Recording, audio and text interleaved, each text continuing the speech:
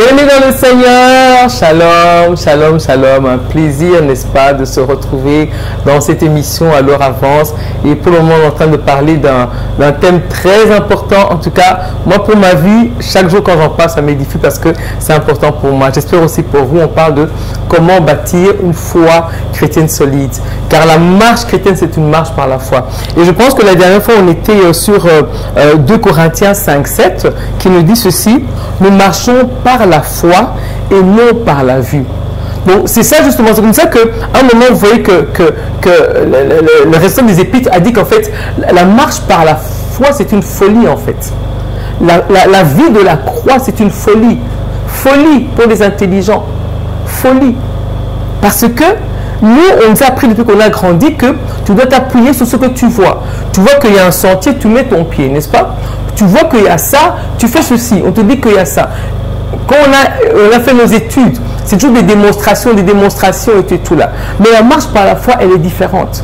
La marche chrétienne, elle est différente. On vous dit clairement, nous marchons par la foi et non par la vue. Donc c'est marcher.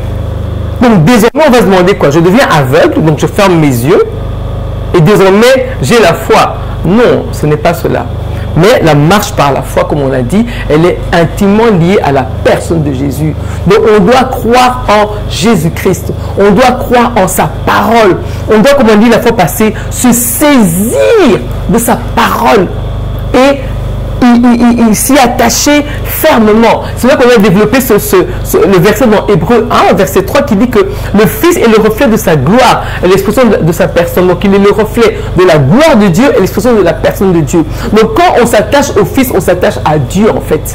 Donc quand on croit en la parole, on s'attache en fait à Dieu. C'est pas pour rien qu'on dit dans Colossiens que Jésus-Christ, il est l'image du Dieu invisible.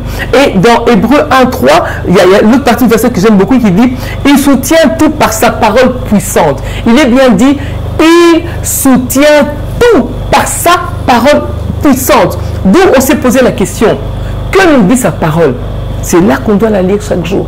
C'est là où on voit, on nous parle de la vie éternelle, on nous parle de la rédemption, du pardon des péchés, on nous parle de comment l'acte qui nous condamnait est effacé. Il nous parle aussi des acquis de la croix. Quand Jésus-Christ, par exemple, a dit à ses disciples qui ont dit que nous avons tout quitté pour toi. Maintenant, qu'est-ce qui sera de notre vie? Et Jésus leur a répondu cette superbe phrase pour dire que personne qui a quitté, père, mère, qui a tout quitté pour moi, aura, mais avec des persécutions, donc vous comprenez le pourquoi des épreuves, avec des persécutions, aura dans cette vie au centuple et la vie éternelle, aura des maisons, aura ceci, cela dans cette vie et la vie éternelle.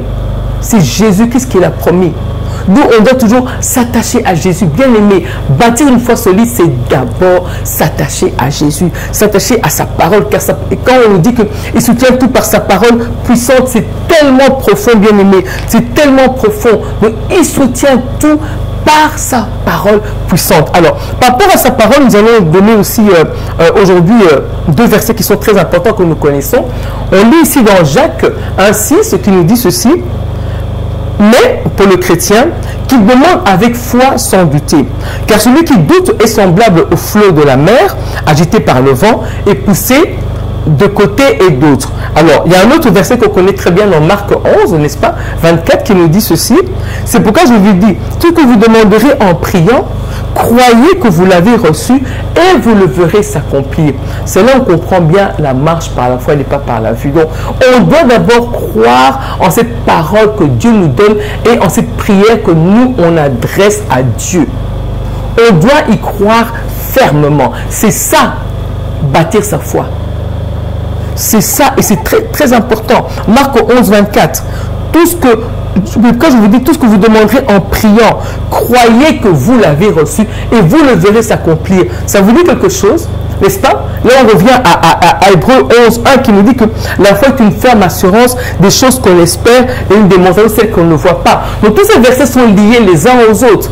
Quand on vous dit qu'une démonstration des choses qu'on espère. Alors, Marc 11, 24 nous dit, c'est pourquoi je vous dis, tout ce que vous demanderez en priant, croyez que vous l'avez reçu et vous le verrez s'accomplir.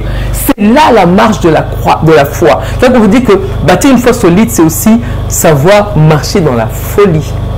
Aujourd'hui, quand on voit tous ces certains qui ont fait des grandes choses, qui ont fait des grandes choses, on dit, nous, il est parti dans la gloire, notre pasteur, paix à son âme, Jacques-André Verneau. Mais quand vous voyez comment ce jeune homme qui avait traversé le Brésil, qui est venu ici au Congo à l'époque, tout ce qu'il a fait en province et à Kinshasa, jusqu'aujourd'hui, cette œuvre, elle est vivante.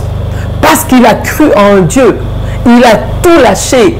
Et il a fait. Jusqu'aujourd'hui, on parle de lui en RDC par rapport à tout ce qu'il a fait jusqu'aujourd'hui. Et il y en a tant d'autres.